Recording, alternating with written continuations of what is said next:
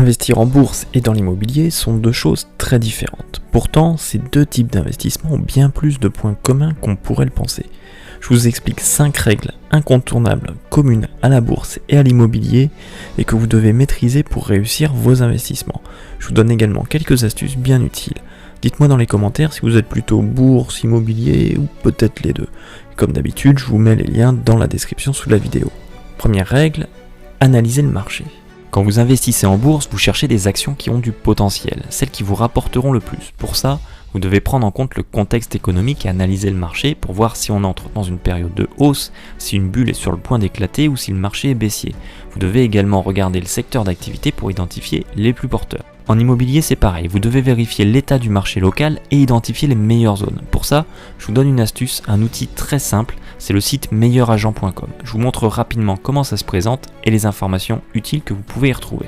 On se rend sur le site meilleuragent.com, on va aller dans le menu, on va regarder les prix de l'immobilier et la carte des prix. Alors si on met une ville par exemple, on va prendre Toulouse par le plus grand des hasards, on va regarder un petit peu ce que ça nous donne. Donc on retrouve les prix de l'immobilier par appartement ou par maison avec un prix moyen sur l'ensemble de la ville. Donc on a aussi la fourchette haute et la fourchette basse des prix. On retrouve également le prix des loyers. Si on descend un petit peu, on va voir l'évolution des prix sur la ville de Toulouse. On voit que sur les derniers mois, ça reste positif, donc il y a encore une hausse. Que sur les 5 dernières années, on est à plus 30%, sur les 10 dernières années, plus 52%. Si maintenant on va jeter un œil sur la carte, on va se rendre compte donc qu'il y a plusieurs quartiers qui vont avoir des prix différents. On voit que les prix en vert sont donc les moins chers, en rouge les plus élevés. Sans surprise, c'est l'hypercentre qui est le plus cher. Alors ce qui peut être intéressant de rechercher comme secteur, c'est pas forcément justement ceux qui sont déjà les plus chers parce qu'ils sont généralement déjà saturés au niveau des prix. Par contre, les zones périphériques qui sont en jaune ou en orange peuvent être intéressantes parce qu'elles présentent encore un potentiel de hausse qui peut être plutôt pas mal. Si on regarde en zoomant d'encore plus près, on peut rentrer dans le détail rue par rue et voir vraiment les quartiers qui peuvent vous intéresser. On peut également regarder sur une autre ville. Je vais prendre l'exemple de Tours par exemple, totalement au hasard. Donc si on va à Tours, voilà, les prix du mètre carré, vous allez voir que ce ne sont plus les mêmes. Les prix sont un peu plus faibles. Vous allez retrouver également donc les prix pour les maisons, pour les appartements, les prix des loyers et l'évolution des prix. Et là par exemple, on voit que sur Tours, sur une période des 3 derniers mois, les prix ont baissé. En bourse, avant d'acheter une action, vous étudiez l'entreprise. Quels sont les produits vendus, l'entreprise a-t-elle beaucoup de concurrence ou un quasi-monopole, depuis quand existe-t-elle, etc. Vous cherchez l'entreprise qui sera la plus compétitive. Vous regardez également les bilans pour vérifier si les bases sont saines et solides. Vous cherchez l'entreprise qui présente les meilleurs atouts pour performer et tout ça au meilleur prix. Vous n'achetez pas des actions survalorisées, mais au contraire, vous guettez la moindre baisse pour acheter en dessous de sa valeur réelle. Quand vous cherchez un bien immobilier, vous devez aussi vous focaliser sur la qualité des biens. Et quand je parle de qualité, je ne parle pas d'un bien flambant neuf, mais d'un bien qui présente des caractéristiques intéressantes en termes d'agencement, de localisation, de qualité de la construction, etc. Vous devez négocier à un prix inférieur au prix du marché. Il peut très bien s'agir d'un bien pour lequel il n'y aura rien à refaire, mais dans ce cas-là, c'est beaucoup plus difficile de négocier.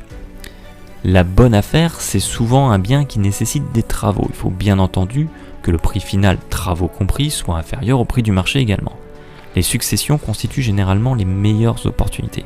Et écoutez bien et notez bien ce que je vais vous dire, ça vous sera vraiment très utile d'avoir cette information. Il faut savoir que les héritiers ont un délai de 6 mois pour payer l'impôt sur la succession. C'est pour ça que les successions sont si intéressantes. Les héritiers sont généralement pressés de vendre et parfois ont besoin de l'argent de la vente pour payer les impôts. Tout dépassement de ce délai entraînant des intérêts de retard et des pénalités. Ils ont donc tout intérêt à accepter rapidement une offre d'achat même si elle est en dessous du prix du marché. Troisième règle, définir sa stratégie. Quand vous investissez dans des actions, vous devez avoir une stratégie et vous y tenir. Vous pouvez choisir de miser sur des actions à fort potentiel et espérer que le prix explose à la hausse pour en tirer une belle plus-value. Vous pouvez aussi faire ce qu'on appelle du swing trading, c'est-à-dire acheter et revendre sur une courte période, quelquefois sur quelques heures seulement, et répéter l'opération plusieurs fois dans le but de faire des petits bénéfices qui vont se cumuler. Vous pouvez également faire un placement dit de bon père de famille et investir dans des entreprises solides qui ont des performances modestes sur le court terme, mais qui sur le long terme sont de véritables machines à cash. Ces entreprises versent généralement des dividendes qui peuvent vous constituer un revenu passif ou être réinvestis pour faire un effet boule de neige. C'est la stratégie que Warren Buffett a choisie, c'est-à-dire avoir une vision long terme, ce qui ne l'empêche pas de battre les marchés tous les ans avec des rendements moyens de l'ordre de 20% par an en moyenne. Pour un investissement immobilier, vous avez également des approches similaires. Vous pouvez acheter un bien dans un secteur clairement sous-valorisé et attendre que les prix explosent à la hausse dans ce secteur pour dégager de bonnes plus-values. Vous avez aussi la possibilité de chercher une bonne affaire qui prendra de la valeur dans le temps et vous rapportera un revenu locatif intéressant. Pour la location, là aussi plusieurs possibilités s'offrent à vous. Vous avez la possibilité de faire de la location nue, de la location meublée à l'année ou en courte durée ou encore de la colocation. Chaque type de location a ses avantages et ses inconvénients. La location courte durée est celle qui peut rapporter le plus, mais aussi celle qui vous demande la gestion la plus importante, qui va vous prendre le plus de temps. Il est donc important de bien choisir votre stratégie en fonction de vos envies, mais aussi de vos possibilités. Enfin, vous pouvez également faire une opération d'achat-revente après quelques travaux, et là aussi faire une belle plus-value. Attention toutefois au risque d'être requalifié en marchand de biens, ce qui pourrait vous coûter très cher. Vous devez savoir que les impôts surveillent ce type d'opération avec beaucoup d'attention et que de nombreuses personnes se sont vues requalifiées en marchand de biens.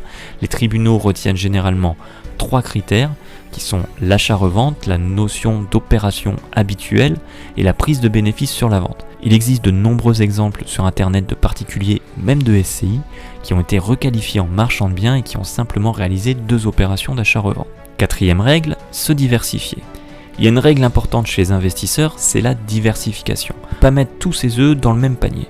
Si vous misez tout sur une entreprise et qu'elle est prise pour cible par les médias par exemple à cause d'une affaire douteuse dans laquelle est impliqué le patron, vous pouvez perdre une très grosse partie de votre placement, voire la totalité si la société fait faillite. C'est pour ça qu'il est vraiment important d'investir dans différentes entreprises, voire même dans divers secteurs d'activité, pour se diversifier et ainsi minimiser le risque. Il existe des solutions simples comme les ETF qui vous permettent d'investir dans plusieurs sociétés en même temps en achetant qu'un seul produit. Pour rappel, les ETF sont des instruments financiers qui répliquent des valeurs ou des indices. Par exemple, il existe des ETF CAC 40 qui vont reproduire la performance du CAC 40 en investissant dans toutes les entreprises de cet indice. Le mieux est d'investir dans des ETF capitalisants, c'est-à-dire des ETF qui vont réinjecter les dividendes dans votre placement. En immobilier, il est tout aussi important de se diversifier. Si vous misez tout sur des places de parking en centre-ville par exemple, et que du jour au lendemain la circulation est interdite en centre-ville, vous risquez de vous retrouver embêté. Il faut donc diversifier vos achats. Vous pouvez investir dans des studios par exemple, des 2 pièces, des 3 pièces, mais aussi dans des bois, dans des étangs. De la même manière, vous pouvez varier les types de location comme nous l'avons évoqué pour les stratégies. Ne faire que de la location courte durée peut être risqué à cause d'événements imprévisibles comme nous l'avons connu avec le Covid. C'est pour ça qu'il faut vraiment se diversifier et vous pouvez donc pratiquer plusieurs types de location, ça vous permet de sécuriser votre investissement, ça vous donne plus de souplesse. 5e règle, réfléchir par soi-même et ne pas se laisser charmer par les sirènes d'une affaire beaucoup trop belle. La dernière règle, qui est valable aussi bien pour les investissements en bourse que pour les investissements immobiliers, vous ne devez jamais vous laisser influencer par qui que ce soit. Vous devez prendre une décision qui est la vôtre, après avoir analysé le marché, après avoir cherché la meilleure affaire et après avoir déterminé votre stratégie. Vous entendrez toujours des personnes vous dire que tel ou tel type d'investissement est le meilleur. Certaines de ces personnes seront bien attentionnées, mais d'autres chercheront uniquement à vous tromper. Vous devez donc garder à l'esprit que ce qui est bien pour les autres n'est pas forcément bien pour vous et inversement. Tout le monde n'a pas la même stratégie, tout le monde n'a pas les mêmes objectifs. Enfin, il faut justement rester objectif et ne pas se laisser emporter par ses émotions. C'est pas parce que le produit de telle ou telle société vous plaît que c'est un bon investissement. C'est exactement la même chose en immobilier, c'est pas parce que vous visitez une maison ou un appartement qui vous plaît que c'est forcément une bonne affaire. Je vous remets dans la description tous les liens utiles. Je vous rappelle que se former est primordial. Ça vous permettra vraiment de gagner du temps et d'éviter de faire des erreurs. Pour rappel, vous bénéficiez de 30 jours d'essai gratuits sur l'offre Audible. Si vous n'aimez pas lire, que vous n'avez pas le temps de lire, c'est vraiment pratique pour apprendre sans aucun effort. J'espère que cette vidéo vous a intéressé. Je vous dis à très bientôt pour une nouvelle vidéo.